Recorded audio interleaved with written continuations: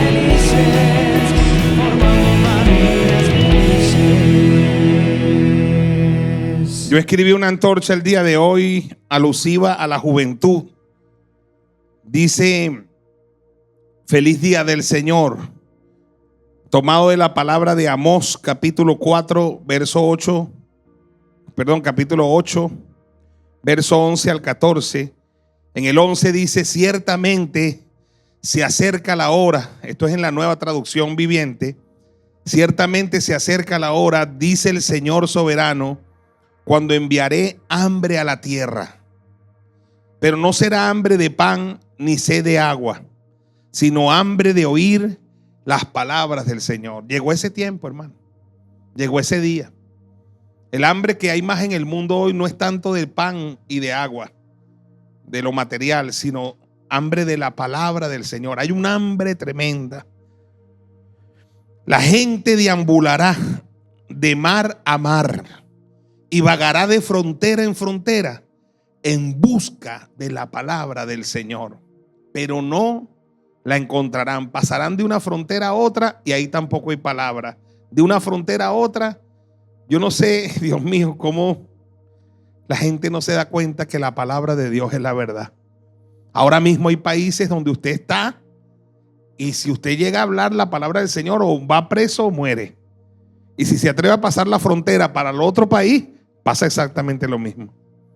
Y aquí lo dice: vagarán de mar a mar y de frontera a frontera en busca de la palabra del Señor, pero no la encontrarán. En aquel día, las jóvenes hermosas y los muchachos fuertes se desmayarán, sedientos por la palabra del Señor. ¿Qué cosa? No, las feas no.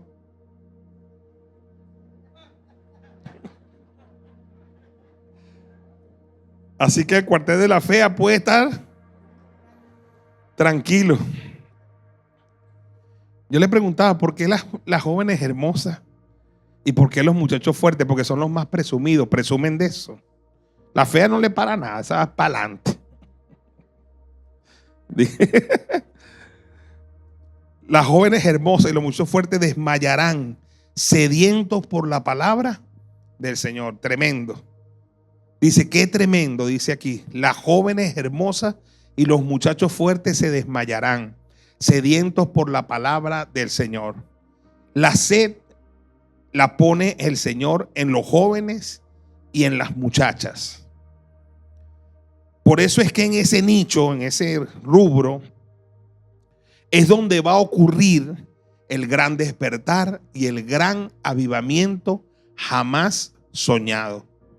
Por eso la palabra lo dice: en los últimos días derramaré mi espíritu sobre toda carne, y vuestros hijos, vuestras hijas profetizarán, y vuestros jóvenes, ¿qué dice?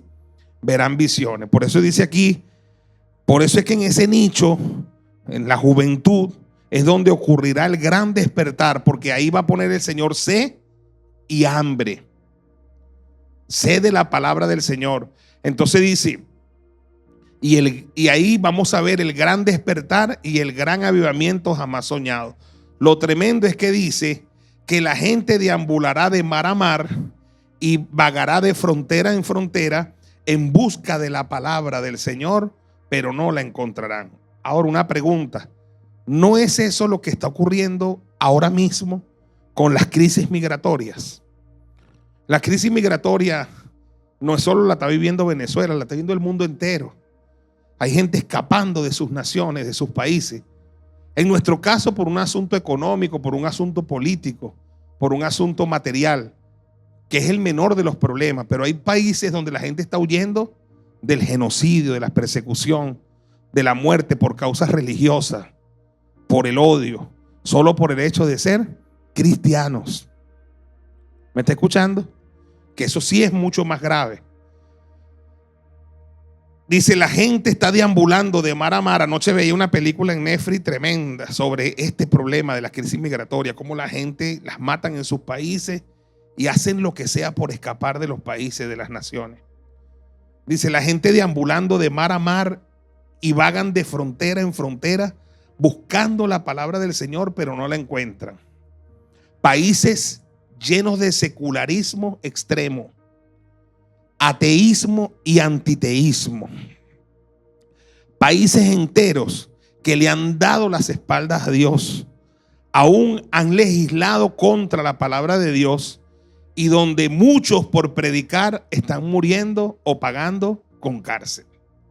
Incluso países europeos, en Canadá y en los mismos Estados Unidos, en Brasil. Por eso aprovechemos que habrán algunas pocas naciones que experimentarán un gran despertar y un gran avivamiento. Y esas serán las fuentes de donde muchos tendrán provisión para su sed. Y yo estoy seguro que Venezuela será una de esas naciones. ¿Cuántos dicen amén? Aleluya. Venezuela no es por emoción, hermano. Estoy seguro porque es que los hechos lo dicen. Donde más ha crecido el evangelio en Latinoamérica ha sido en los últimos años en Venezuela. En Apocalipsis dice acerca de la salvación, en el capítulo 21, verso 24, dice: y las naciones que hubieren sido salvas andarán a la luz de ella, y los reyes de la tierra traerán su gloria y honor a ella. Sabemos que además de individuos y familias, algunas pocas naciones al final del camino, algunas pocas naciones estarán inscritas como una de las naciones que hubieran sido salvas. No me cabe la menor duda que una de esas naciones que va a estar inscrita allí será Venezuela. Diga amén, amén y amén. Aleluya. Denle un aplauso al Señor. Aleluya. Y por supuesto que donde veremos ese mover y ese sacudimiento será en la juventud. ¿Cuántos dicen amén? Empezamos hace unos días a hablar de el rapto, la venida de Cristo. Creo que no hay un mensaje que apasione más al ser humano que el mensaje que habla del regreso de Cristo por su iglesia. Esta semana nuestro tecladista estrella, Santiaguito. Ponte de pie, Santiago. Un aplauso a Santiago, aleluya. Santiago es un ejemplo para toda la iglesia. Le dice a la mamá que estaba asustado por el mensaje del rapto, de la venida de Cristo. Pero quiere decir que este muchacho pone atención, ¿vale? La mamá dice: ¿por qué estás asustado? ¿Por qué?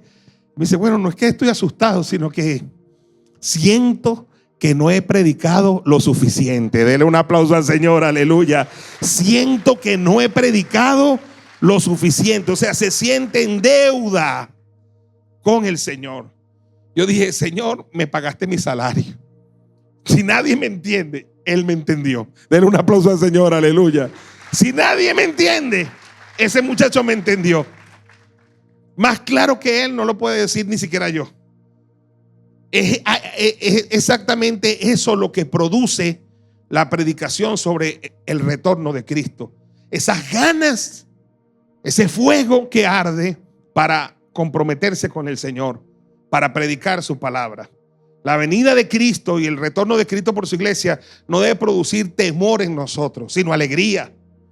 La venida de Cristo por su iglesia debe producir gozo y debe producir un fuego santificador en nuestra vida que nos impulse a cumplir lo que Dios ha determinado para cada uno de nosotros. ¿Cuántos dicen amén? Precisamente porque el apóstol Pablo creía en la inminencia del retorno de Cristo. Por eso es que él se gastaba como humano para predicar el evangelio, porque creía que en cualquier momento Cristo podía regresar. Y por eso él decía que él se hacía de todo a todos para ganar a mayor ¿qué? Número. A él le importaban los números, porque los números cuando se trata de almas sí importan, aleluya, porque uno más que venga a Cristo es uno más para el cielo y es uno menos para el infierno. ¿Cuántos dicen amén? Aleluya.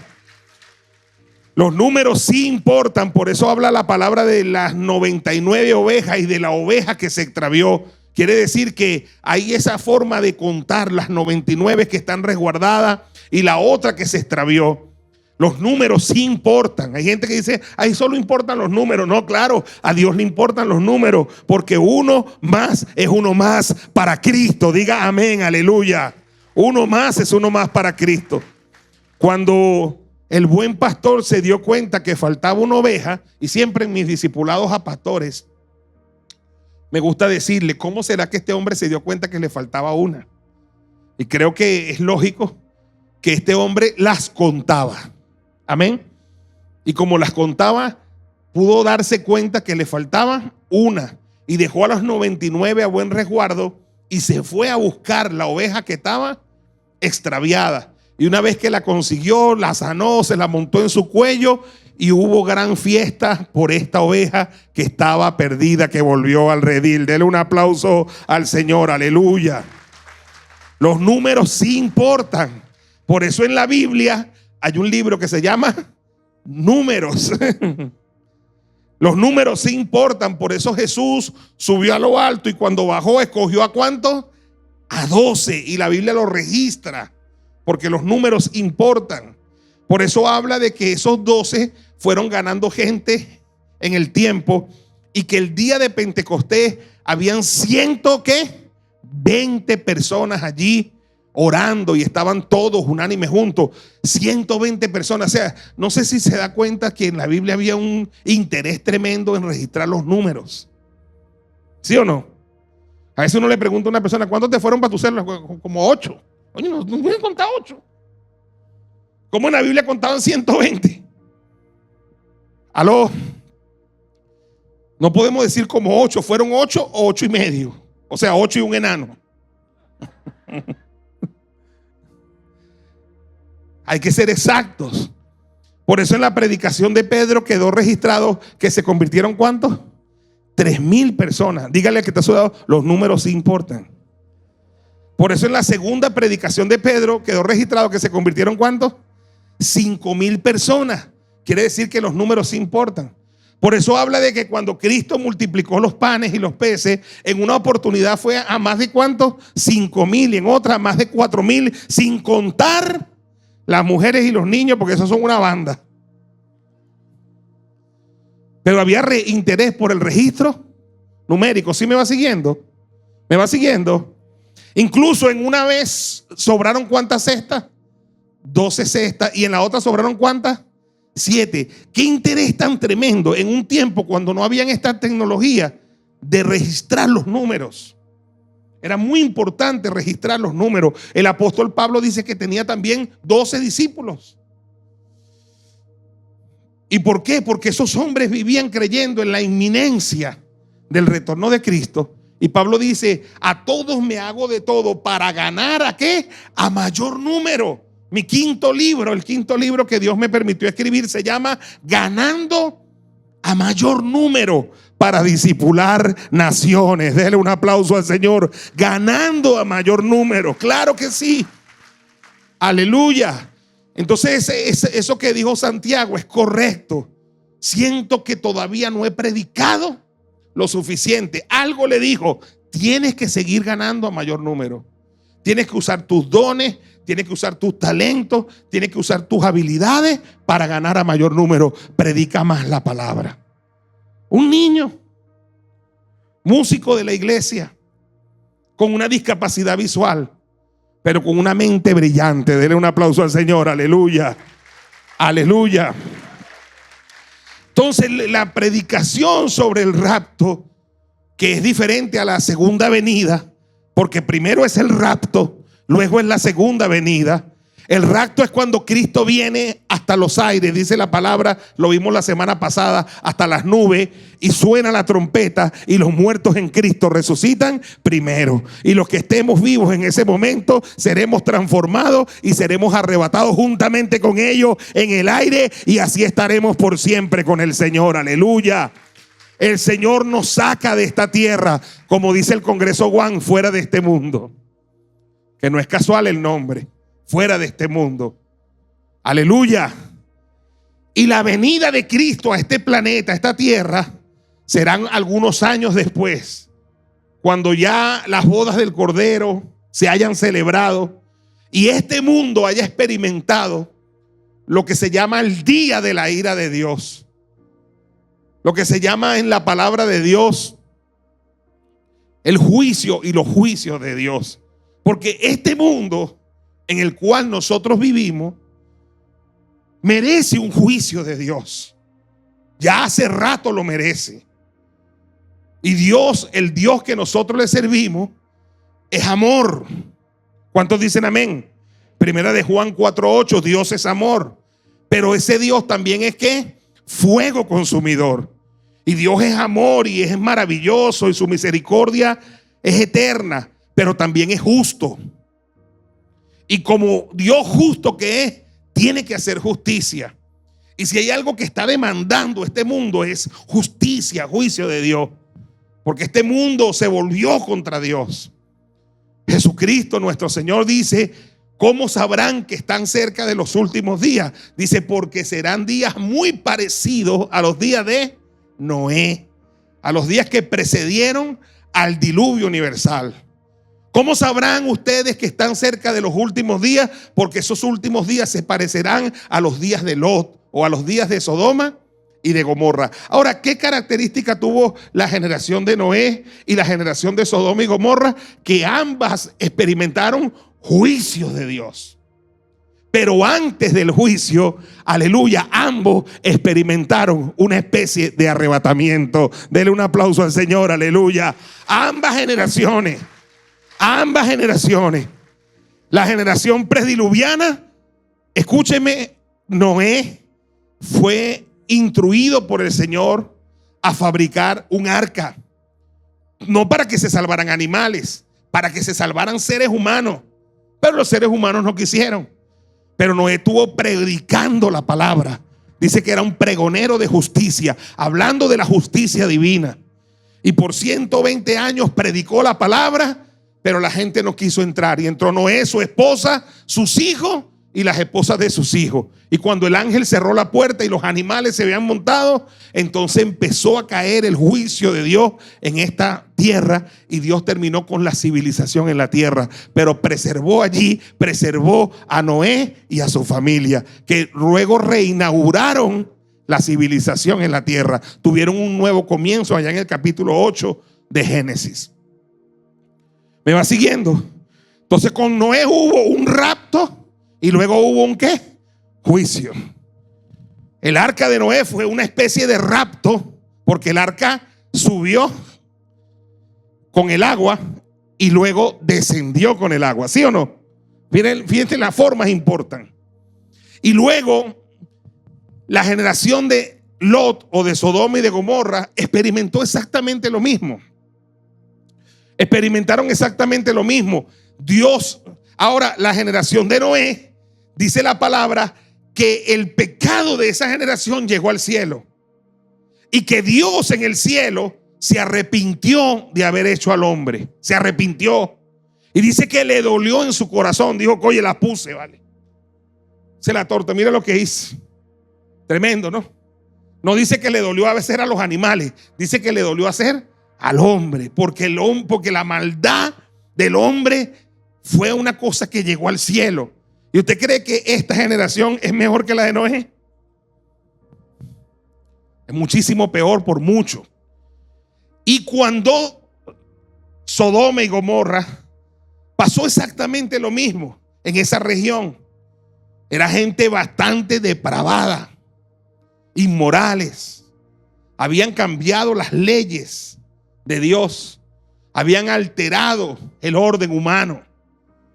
Ya no había respeto de ningún tipo. En lo sexual estaban totalmente pervertidos. No había respeto ni por los niños, como hoy. Se había pervertido la sexualidad y Dios no iba a permitir que eso siguiera ganando terreno en ese tiempo. Y Dios decidió ponerle fin a eso. Pero antes envió, aleluya, a Abraham para liberar ¿a quién? A Lot. Ese fue un rapto, ¿ves? Y su familia. Y luego vino ¿qué? El juicio. Porque primero es el rapto y luego viene el juicio. Ahora, si Dios no le hiciera un juicio a esta generación, Dios tendría que resucitar a la generación de Noé y tendría que resucitar a la generación de Sodoma y Gomorra y pedirles perdón. Pero usted y yo sabemos que incluso la misma palabra dice que la misma palabra que sentenció un juicio a la generación de Noé, esa misma palabra sentenció un juicio a esta generación, aleluya, a esta generación. Pero antes de ese juicio, la iglesia será raptada, la iglesia será librada de la ira, la iglesia será sacada de la tierra. Vamos, dale un aplauso al Señor, aleluya. La iglesia será sacada de la tierra. Primera de Tesalonicenses, capítulo 1, versículo 10. Jóvenes, para que sepan dónde dice que la iglesia no pasa por la ira. Dice, y esperar de los cielos a su Hijo. ¿Qué hace la iglesia? Esperar de los cielos. ¿A quién? ¿De dónde viene Él? De los cielos. Al cual resucitó Jesús, el Padre de los muertos, a Jesús, quien nos librará. ¿De qué nos va a librar? De la ira venidera. Tú no pasas por la ira, tú no pasas por la ira, tú no pasas por la ira, tú no pasas por la ira. Yo no paso por la ira. Alégrate, gózate, celébralo. No pasamos por la ira. El día de la ira, Él nos va a librar de la ira venidera. ¿Cuántos dicen amén?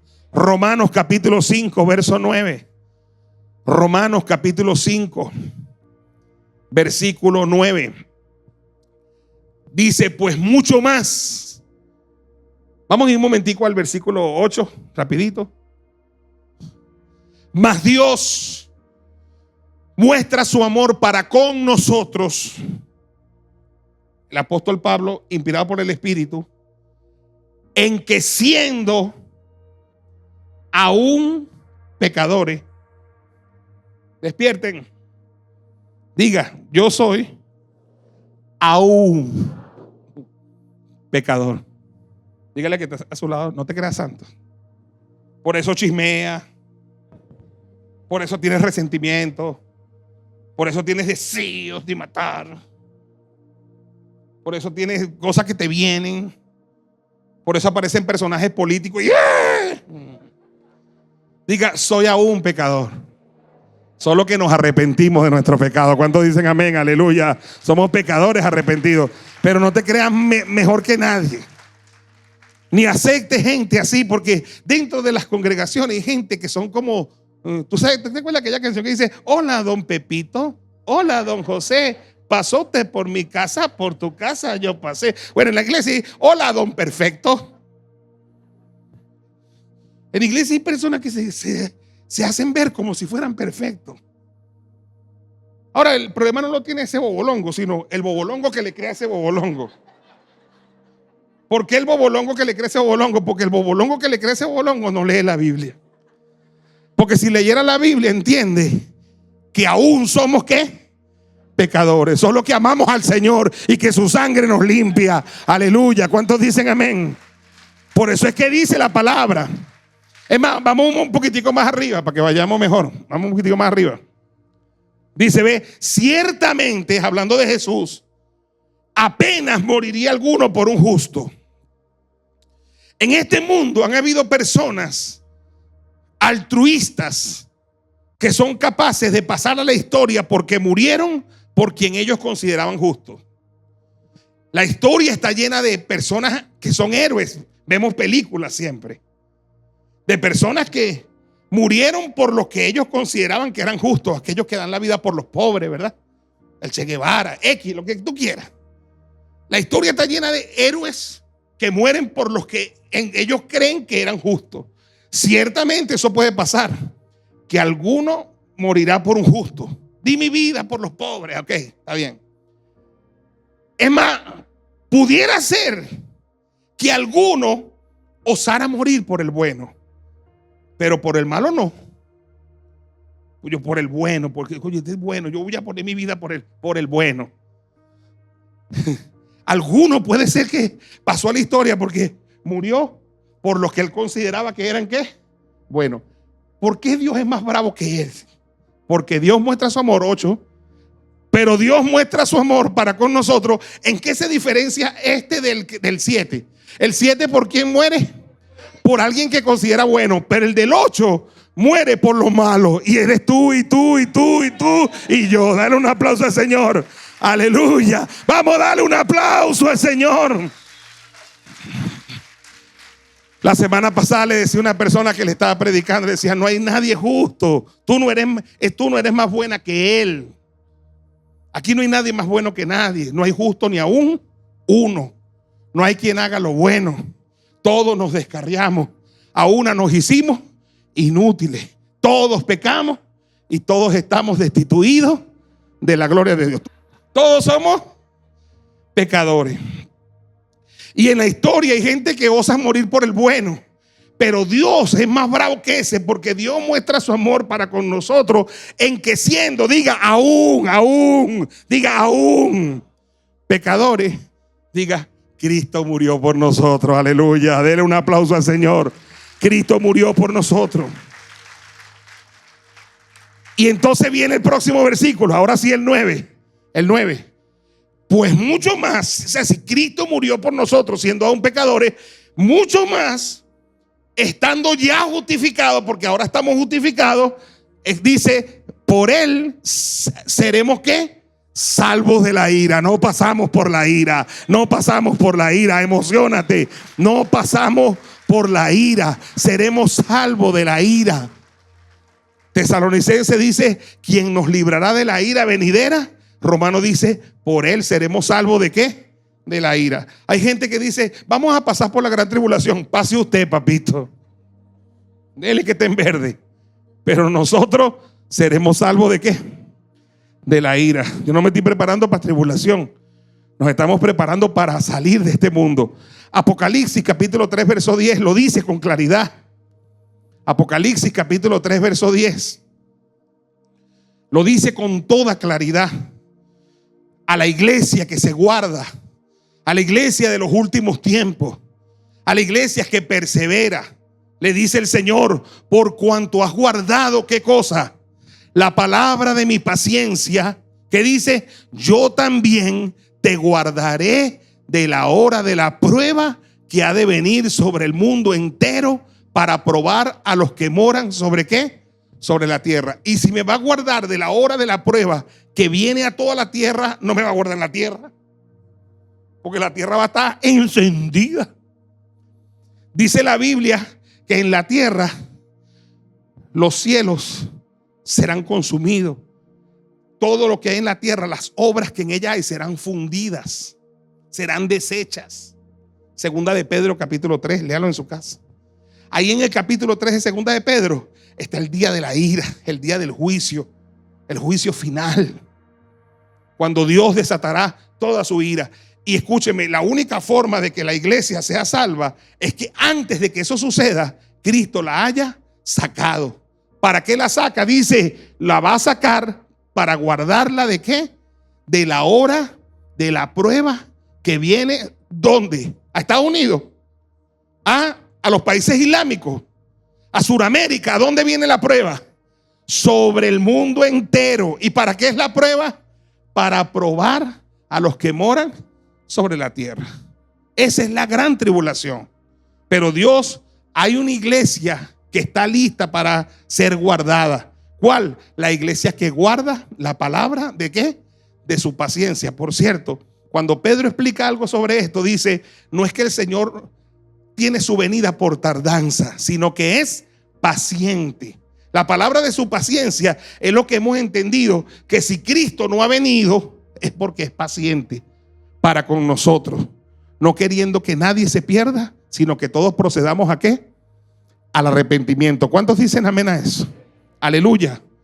Entonces quiero hablar sobre las motivaciones que brinda la certeza del rapto y de la segunda venida del Señor. ¿Cuáles son las motivaciones que brinda la certeza de que pronto habrá un rapto, del inminente retorno de Cristo por su iglesia y de la segunda venida? Son muchas las motivaciones que brinda. El saberlo, el entenderlo, el conocerlo, el prepararse para eso. ¿Cuántos dicen amén? Son muchas las motivaciones que brinda. No es lo mismo una persona que esté alertada sobre esto. Según la escritura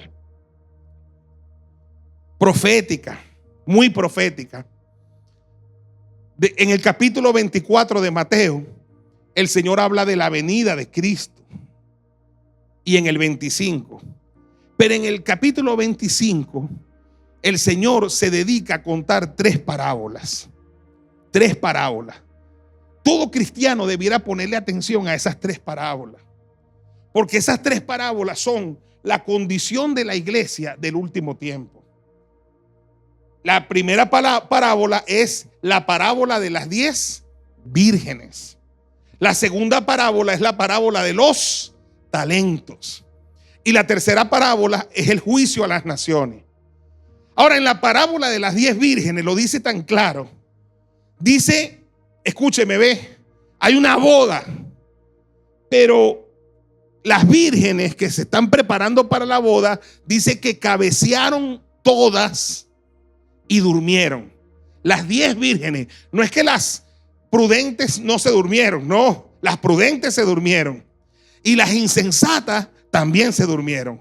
Escúcheme, se durmieron, cabecearon y ¿qué? Y se durmieron, porque dice que se tardó el esposo. Y no era que él se tardaba, dice Pedro, sino que es paciente. Él no se tarda, sino que es paciente para con nosotros. Ahora, dice que todas cabecearon y durmieron. ¿Sabe que el Señor me mostraba hace años que esa era la condición de la iglesia de este tiempo? Una iglesia que estaba adormecida, dormida. Una iglesia dormida. Pero dice que, oye bien, a la medianoche se oyó un clamor. ¿Qué decía el clamor? Allí viene el esposo. Salí a recibirle. O sea, Cristo viene. Cristo viene, vamos, Cristo viene. Cristo viene. Cristo viene. Cristo viene. Cristo viene. Pero, oiga bien, pero en ese momento las 10 vírgenes se levantaron. No es que las prudentes se levantaron y las insensatas no. No, las 10. Porque aquí es que el más frío se quiere ir. ¿Cuánto de frío dicen amén? Las 10 se levantaron. Porque a las 10 les interesa el tema. Ahora, el Señor me habló de que ese levantar de las 10 vírgenes era el gran despertamiento espiritual que se está esperando. Pero ¿qué es lo que va a despertar a la iglesia? Levante la mano, diga un mensaje. Cristo viene, Cristo viene, Cristo viene, Cristo viene. Lo que despierta a la iglesia es un mensaje, un solo mensaje. La iglesia se levanta. Ahora, cuando se levantan, se dan cuenta que 5 de ellas tienen aceite y tienen lámpara. Es decir, están preparadas para ir a las bodas. Pero 5 tienen lámpara, mas no tienen aceite. No estaban preparadas. La Biblia, escúcheme, en teología la Biblia es su propio intérprete. Yo no tengo que estar inventando. Yo debo preguntarle a la Biblia qué es lámpara. Y la palabra dice en el Salmo 119, lámpara es a mis pies, ¿qué? Entonces las vírgenes que tenían lámpara, las 2 tenían lámpara. Lámpara tenían, diga conmigo, palabra. La palabra de Dios. Y ahí está toda la iglesia. Todas las iglesias tienen Biblia.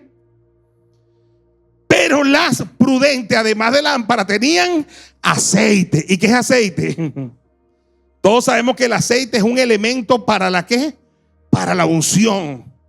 Es decir, Jesús cuando empezó su ministerio dijo: el Espíritu de Jehová el Señor está sobre mí porque me ungió Jehová.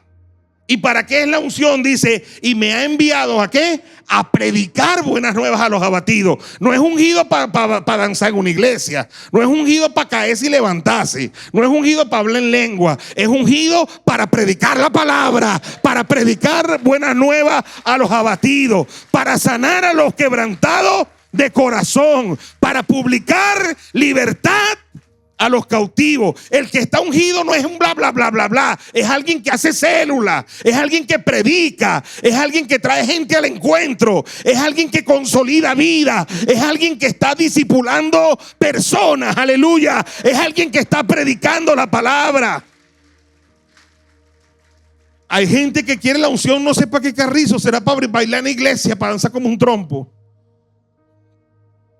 La unción, cuando Cristo dijo que estaba ungido, dijo: me ungió el Señor para. Es la habilitación sobrenatural. Si alguien no tiene, mire eso que pasó con Santiago. Santiago dijo: siento que no he predicado lo suficiente. Está ungido porque tiene sed por predicar. Si a alguien no le da sed por predicar este mensaje, tiene lámpara, bastante lámpara, pero le falta aceite. Porque lo que tiene que producir esta palabra es fuego. Tengo que predicar la palabra. Tengo que ganar a otros para Cristo. ¿Sabe que muchas iglesias consideradas históricas, no las voy a mencionar, pero denominaciones históricas, tienen bastante lámpara? Biblia, son biblistas, teólogos, doctores en divinidad, pero están más fríos. Y muchas de esas iglesias están a punto de morir. Algunas de esas iglesias históricas le quedan 10 años para cerrar las puertas, porque tienen lámpara, pero no tienen aceite. Y tú sabes que, por cierto, esto es bien bueno, me gustaría para una vigilia. Escúcheme, ¿por qué el aceite está asociado a la iglesia pentecostal? El fuego. Hace 100 años y un poco más, lo que fue el avivamiento de Gales, lo que fue el avivamiento de la calle Azusa Street, que después consumió con ese fuego el mundo entero, lo que es la iglesia pentecostal. La iglesia que cree en el bautismo del Espíritu Santo. La iglesia que le da apertura al Espíritu Santo. Y cuando el Espíritu Santo fluye con libertad, te impulsa a predicar la palabra, a orar por los enfermos, te impulsa a hacer la obra. Aleluya. Por supuesto, la iglesia pentecostal creció como ninguna otra iglesia, porque el fuego del Espíritu Santo la consumía y la consume. Y la va a consumir, porque en la última hora dice: el Espíritu será derramado ¿sobre qué? Sobre toda carne. Aleluya. Esas otras 5 vírgenes que no tenían aceite, tenían lámpara pero no tenían aceite, se despertaron cuando oyeron el clamor. ¿Y sabes qué hicieron? Fueron a las 5 que tenían aceite. ¿Y sabes qué le dijeron? Danos de vuestro aceite. Danos. Es decir, que tenían interés por tener el aceitico para cuando viniera el esposo. Pero las que tenían el aceite, que son sabias, inteligentes, le dijeron: mira, por esta clase de aceite, cada quien paga un precio. Esto no es que recibe aceite, no. Yo te puedo dar aceite Batel, que tengo allá arriba. Es más, te puedo dar aceite este que es extra oliva, tengo un poquitico allá arriba. Hasta ese te puedo dar un poquito, que es caro.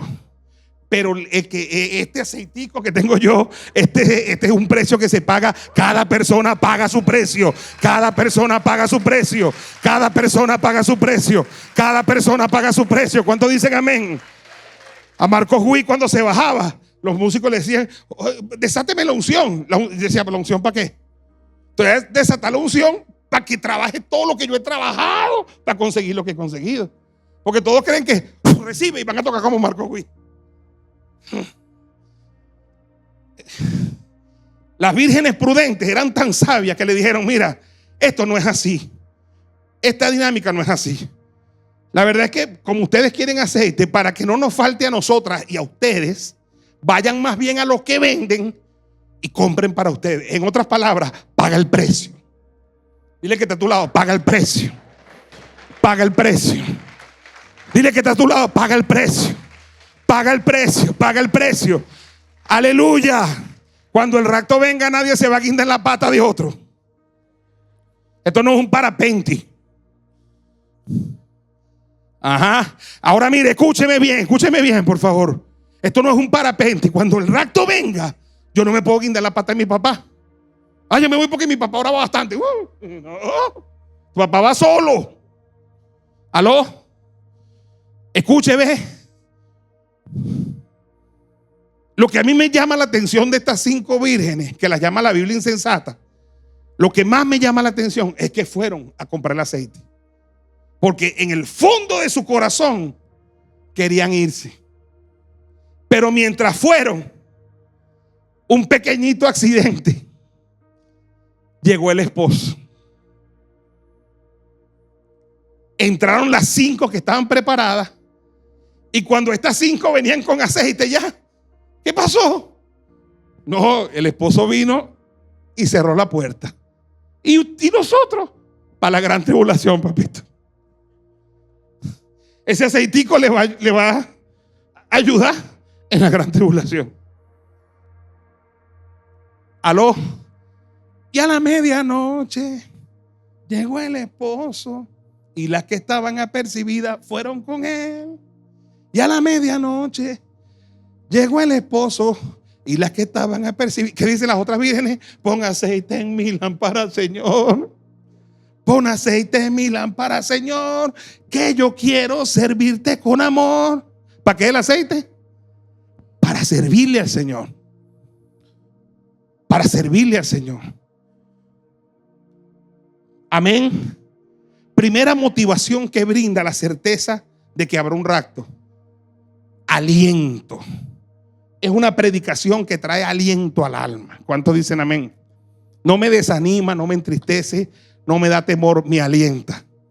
Sabiendo que este mundo está perdido, sabiendo que el mundo ama lo suyo, sabiendo que este mundo no quiere nada con Dios, sabiendo que en este mundo tinieblas está cubriendo la tierra y oscuridad a las naciones, sabiendo que en este mundo los malos hombres y los engañadores van a ir de mal en peor, engañando y siendo engañados. A mí me alienta saber que Él me va a sacar de este mundo, aleluya, que Él me va a sacar de este mundo. A mí me alienta saber que Él me va a sacar de este mundo. Cuando veo documentales, películas de la vida real que muestran la maldad del hombre, yo digo, oye, Dios, sácame de aquí. Este mundo está terrible. Este mundo no aguanta más. Por eso me alienta saber que Él me va a sacar de este mundo. Primera de Tesalonicenses, capítulo 4, verso 16 al 18. Porque el Señor mismo, con voz de mando, con voz de arcángel y con trompeta de Dios, ¿qué dice? Descenderá del cielo. ¿Qué más? Y los muertos en Cristo resucitarán primero.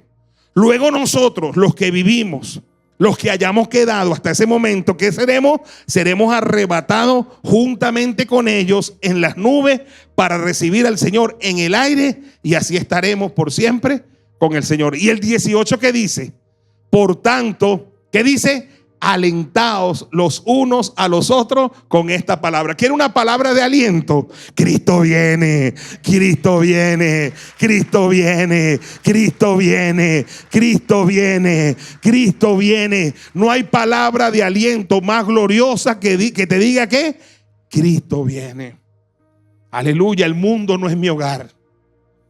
El mundo no es mi hogar. Él me va a sacar de este mundo para que donde Él está, yo también que esté. Amén. Eso me alienta, eso alienta mi alma. Segunda motivación que brinda el rapto o la certeza del rapto y de la segunda venida: ánimo y edificación. Ánimo y edificación. Primera de Tesalonicenses, capítulo 5, verso 1 al 11. Primera de Tesalonicenses, capítulo 5, verso 1 al 11 dice: pero acerca de los tiempos y las ocasiones, ¿cuándo es que viene el Señor? Acerca de eso, de esa pregunta, no tenéis necesidad, hermanos, de que yo les escriba, porque vosotros sabéis perfectamente que el día del Señor vendrá así como ladrón en la noche, que cuando digan paz y seguridad, entonces vendrá sobre ellos destrucción repentina, como los dolores de una mujer encinta, y no escaparán. Mas vosotros, hermanos, no estáis en tinieblas, para que aquel día os sorprenda como ladrón. Porque todos vosotros sois hijos de luz e hijos del día. No somos de la noche ni de las tinieblas. Por tanto, no durmamos como los demás, sino velemos y seamos sobrios. Pues los que duermen, de noche duermen, y los que se embriagan, de noche se embriagan. Pero nosotros, que somos del día, seamos sobrios, habiéndonos vestido con la coraza de fe y de amor, y con la esperanza de la salvación como yelmo, porque no nos ha puesto Dios para, no pasamos por la ira, ¿ves? Sino para alcanzar salvación por medio de nuestro Señor Jesucristo, quien murió por nosotros, para que ya sea que velemos o que durmamos, vivamos juntamente con Él. Es decir, los muertos en Cristo resucitan primero, y nosotros los que estemos vivos seremos transformados y arrebatados. Sea que velemos o que durmamos, vivamos juntamente con Él. Aleluya, vivamos juntamente con Él. Y el 11 dice, por lo cual animaos unos a otros y edificaos unos a otros, así como lo hacéis. ¿Quiere una palabra de aliento? ¿Quiere una palabra de ánimo? ¿Quiere una palabra de edificación? Cristo viene, aleluya. Cristo viene pronto. Esa es la palabra de aliento más grande que puedes oír. Aplaude al Señor, aplaude al Señor. Cristo viene. Cristo viene por segunda vez, sin relación con el pecado, para salvar a los que le esperan. Aleluya, aleluya, aleluya. ¿Quiere una palabra de aliento de verdad? ¿Quiere una palabra de ánimo? ¿Quiere una palabra de edificación? La más grande palabra de aliento, de ánimo y de edificación es Cristo viene. Eso me alienta, me anima y me edifica. Número 3, tercera motivación que brinda la certeza de un rapto y una segunda venida: arrepentimiento permanente. Arrepentimiento permanente. Hechos de los Apóstoles, capítulo 17, verso 30 y 31. Hechos de los Apóstoles, capítulo 17, verso 30 y 31 dice: pero Dios, habiendo pasado por alto los tiempos de esta ignorancia, ahora manda a todos los hombres en todo lugar que se arrepientan. ¿Por qué no tenemos que arrepentir? Dice, por cuanto ha establecido un día en el cual juzgará al mundo con justicia. O sea, como viene un juicio de Dios, hay que arrepentirse permanentemente. Dice, por cuanto ha establecido un día en el cual juzgará al mundo con justicia, por aquel varón a quien designó, dando fe a todos con haberle levantado ¿de qué? De los muertos. Entonces, la palabra de Dios nos dice, porque nosotros sabemos que Cristo viene inminentemente por su iglesia, que la inminencia de su regreso es real y que puede ser en cualquier momento. Debemos vivir alentados, debemos vivir animados, debemos vivir edificados y debemos vivir arrepintiéndonos permanentemente. Ese arrepentimiento permanente debo entenderlo. Debo entender qué significa la palabra arrepentimiento. Fue la primera palabra que predicó Juan el Bautista cuando le preparó el camino al Señor. Digo, arrepentíos porque el reino de los cielos se ha acercado. Fue la primera palabra que predicó Jesús cuando empezó su ministerio. Arrepentíos porque el reino de los cielos se ha acercado. Fue la palabra que Jesús le mandó a dar a sus discípulos cuando llevaban la palabra. Dice, díganle a la gente que se arrepientan. Y fue la palabra que dijo Pedro allá cuando le preguntaron, ¿qué haremos? Y él dijo, arrepentíos. Y la palabra arrepentido es la palabra metanoia, que quiere decir cambia tu manera de pensar. Eso es lo que significa la palabra arrepentimiento. Cambia tu manera de pensar. En principio acerca de Dios, Piensa correctamente acerca de Dios y ponga a Dios en su justo lugar. Tienes que amar a Dios por encima de todas las cosas. Y el amor por Dios no puede competir con ningún otro amor. Aleluya. El amor por Dios no puede competir con el amor por mi esposa, por mi esposo, por mis hijos, por mi familia, ni por nada. Hay gente que dice, yo amo más a mi familia que a Dios. Está bien, ame a quien te quiera, pero usted no entiende nada. El Cristo dice, si vienes en pos de mí y no aborrece, y empieza a decir a tu padre, a tu madre, a tu trabajo, nombra cosas importantes, entonces no eres digno de ser mi ¿qué? Mi discípulo. El amor por Dios no compite con ningún otro amor. Y si hay otra cosa, otra persona que quiera que el amor por Dios compita con el amor por esa persona, muérete que chao. Muérete que chao, porque el amor por Dios va por encima. Y lo segundo, el amor por ¿quién? Por mi prójimo, como a mí mismo. Me amo a mí mismo, amo a mi prójimo. Cambio de pensar acerca de Dios, cambio de pensar acerca de mí mismo y cambio de pensar acerca de mi prójimo. Y mi prójimo más cercano es mi familia. Y cambio y empiezo a comprometerme. Porque cambio mi manera de ¿qué? De pensar. Empiezo a dejar de ser un friolongo que solo visita una iglesia como un visitante más. Y empiezo a comprometerme, empiezo a entender que yo no soy un visitante de la iglesia. Yo soy parte de la iglesia y debo comprometerme con la iglesia. Y debo sumar mis esfuerzos. Porque mi Señor Jesucristo dijo, sobre esta roca edificaré mi ¿qué? Mi iglesia. Si usted quiere irse en el rapto, tiene que pertenecer a una iglesia, porque Cristo no viene por personas, viene por una iglesia. No puede usted pensar que usted se va en el rapto menospreciando a la iglesia. Yo no me congrego con Jehová mi pastor. Eso se quedan. Tiene que tener pastor de carne y hueso. Dígame. Dice la palabra, no dejando de congregarnos, como algunos tienen por costumbre. Y tanto más cuando ves que aquel día ¿qué? ¿Cuál día se acerca?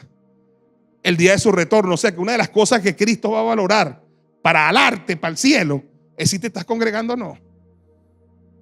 ¿Y dónde te estás congregando? Bueno, yo un domingo en de Queso, otro domingo en de Serino, otro domingo en de Nelgio, otro domingo en de mi panal Carlos.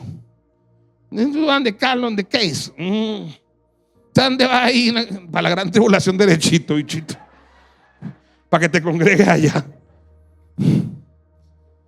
Esa jugadera, brincando de iglesia en iglesia. Muera con las botas puestas. Dios te llamó a una iglesia. Muere con las botas puestas. Sé serio, sé seria. ¿Cuántos dicen amén? ¿Usted cree que Dios, el día que Dios te trajo a una iglesia, te trajo para cosas serias? Porque Dios está jugando, bueno, yo voy a hacer que este se convierta en de queso, pero como que eso no está tan profundo, lo voy a poner de Nergio mañana, pero como no le va a gustar mucho Nergio, lo saco por de Severino. No es así. Lo quito. Uno llega a la iglesia que llega, ay, que eso es mucho loco. Bueno, tú eres uno más. Bienvenidos al mundo de los locos. De todas formas, aquí predicamos cuando venga lo perfecto. Lo perfecto es después, todavía no. Amén. Ama a la iglesia. Comprométete con ella. Sé parte de ella. Hay gente que usted le pregunta los programas de la iglesia. ¿Programa de qué? Todavía vienen, ya tienen 11 años viniendo. Mañana el culto es a qué hora. Provoca responder con grosería, hermano. Provoca, pero no lo hacemos. A veces le dicen a uno, apóstol, ¿dónde es que dice de tal manera amó Dios al mundo? Y uno le dice, en la Biblia, hermano. Desgraciado. Me quieren usar como concordancia. O como comodín. ¿Ah? Tienen 10 años en la iglesia. Hermano, oren por mí, porque oren por mí. Y tiene 10 años en la iglesia. Una pregunta, ¿cuándo tú vas a orar por otro desgraciado?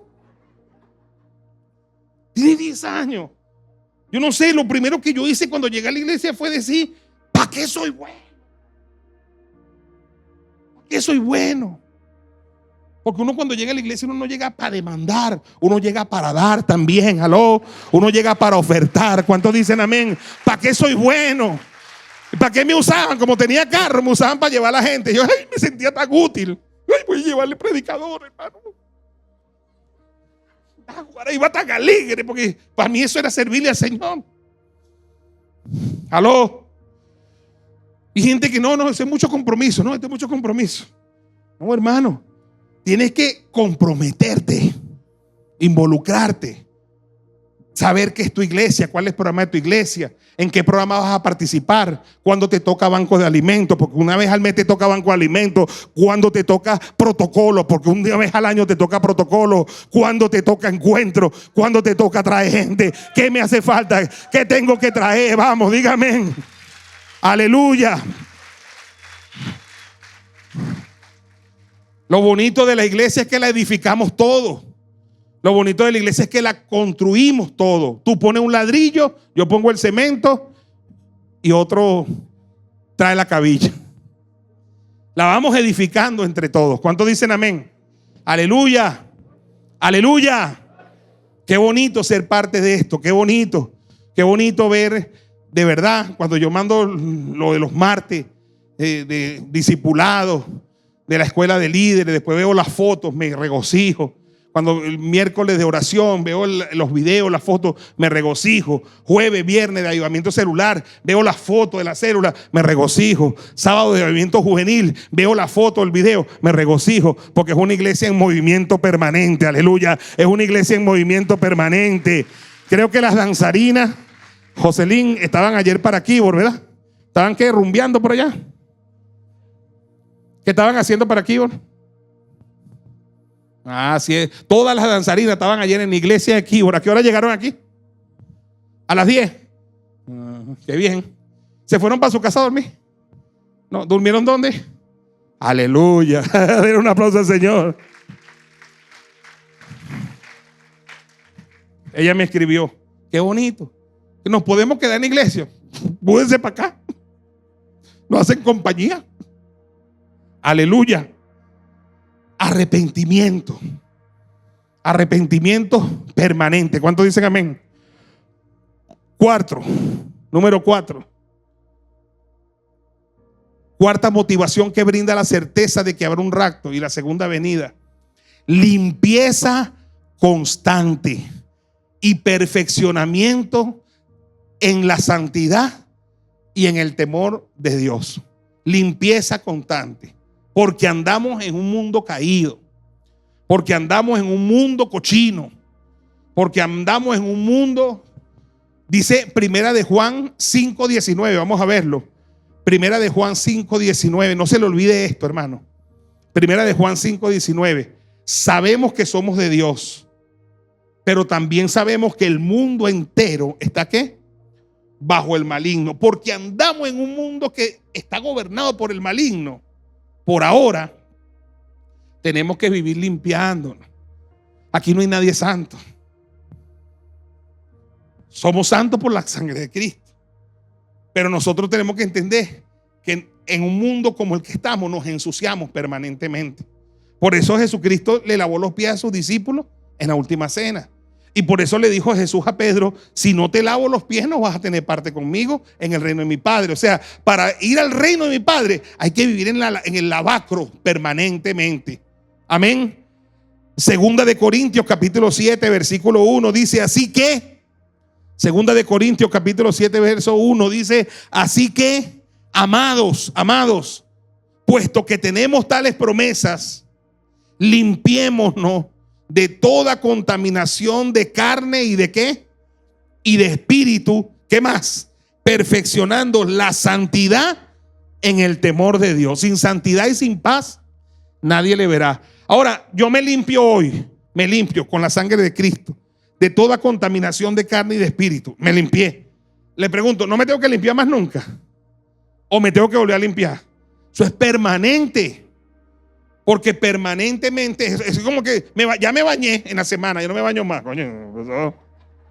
No, uno se baña y se baña porque se ensucia. Y se limpia. Y nos vamos a vivir limpiando permanentemente. ¿Cuántos dicen amén? Y vamos a vivirnos perfeccionando permanentemente. La santificación en la iglesia, la salvación es instantánea. La santificación es progresiva. Amén. Y por último, y la que más me gusta, la quinta motivación que brinda la certeza de un rapto y de la segunda venida de Cristo es lo que yo llamo vigilia permanente. Vivir en vigilia permanente, vigilando. Marcos capítulo 13, verso 33, 35 y 37. En el verso 33 Jesús dice, nuestro Señor, mirad. ¿Qué más dice? Mirad. ¿Cómo dice? Velad y orad. Decía mi hermana Parmenia ahorita, orando. Velad y qué? Y orad, porque no sabéis cuándo sea el qué. Como no sabemos, le pregunto, ¿cuándo tenemos que orar? ¿Cuándo? Todos los 14 de septiembre nada más. Una vez al año que no hace daño. O una vez al mes, qué bueno es. O una vez al día, qué alegría. Hermano, la oración y la vigilia debe ser permanente. Decía Katherine Kuhlman, le preguntaron, ¿cuánto tiempo ora usted?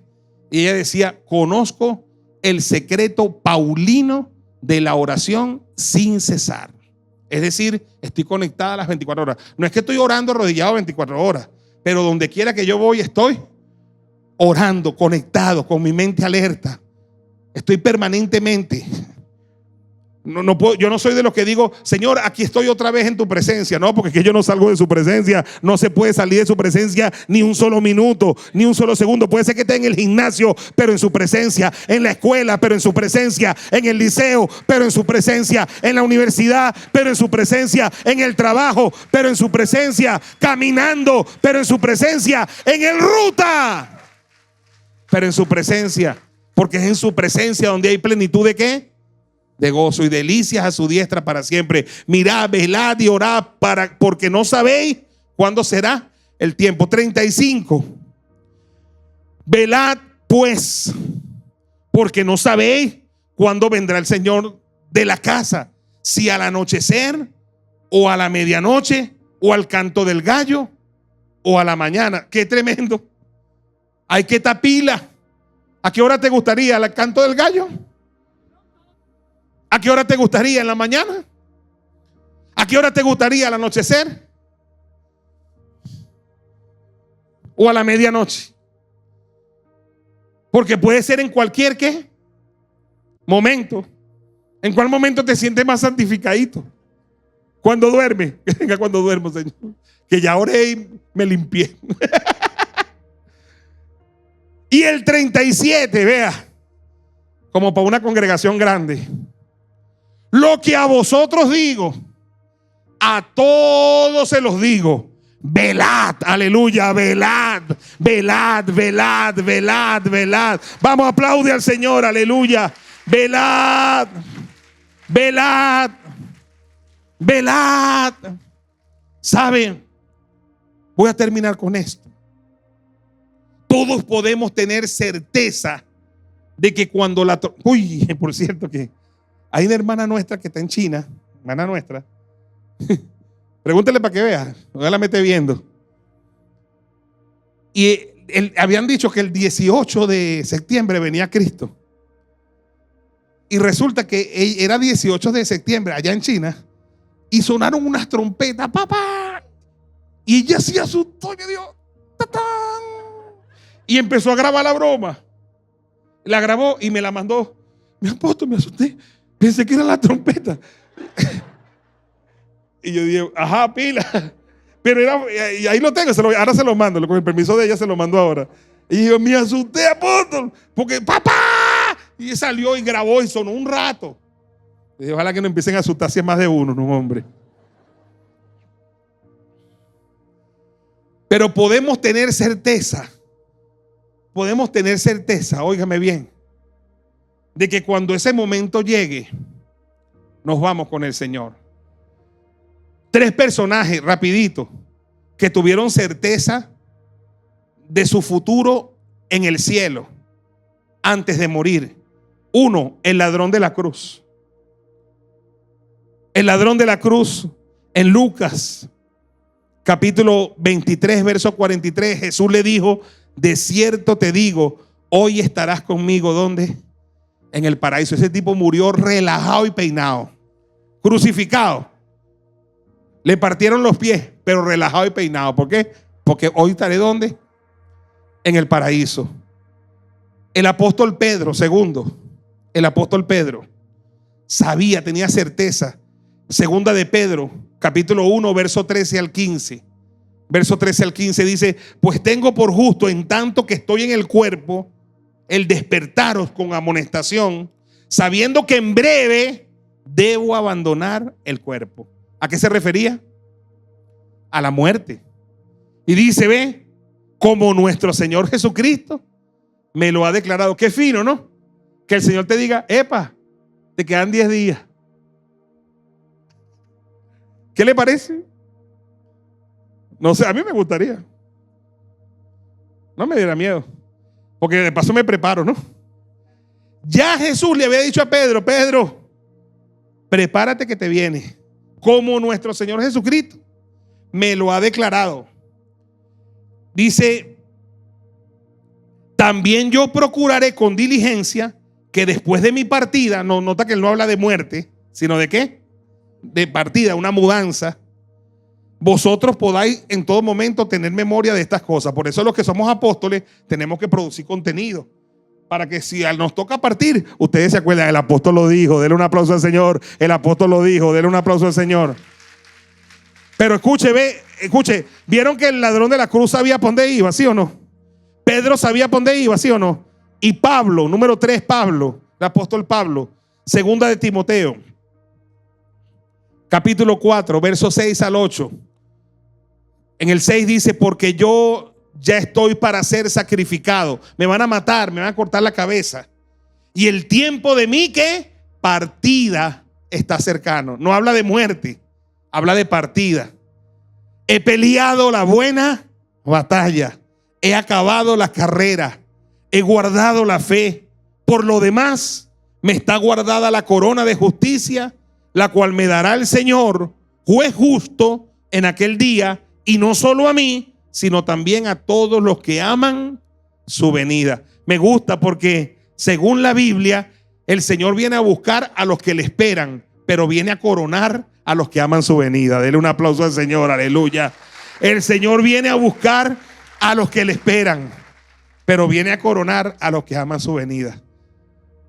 Yo quiero pastorear una iglesia que le espere. Y quiero pastorear una iglesia que ame con locura la venida del Señor. Amén. Póngase en pie y diga: yo quiero ser esa iglesia. Yo quiero ser esa iglesia, con la ayuda de Dios. Levante sus diezmos, levante sus ofrendas y diga: Padre, gracias por la palabra, por la enseñanza. Yo quiero ser esa iglesia, Señor. Dígale al Señor: te doy mi vida, Señor, y te doy mi corazón. Confieso con mi boca que tú eres mi Señor, y creo en mi corazón que Dios te levantó de los muertos. Sálvame, Dios mío, y escribe mi nombre en el libro de la vida y no lo borres nunca jamás. Que yo pueda vivir con la certeza que si me toca morir, partir, iré al cielo. Y si suena la trompeta, seré transformado, arrebatado contigo, y así estaré por siempre contigo. Gracias, Señor. Gracias, Señor.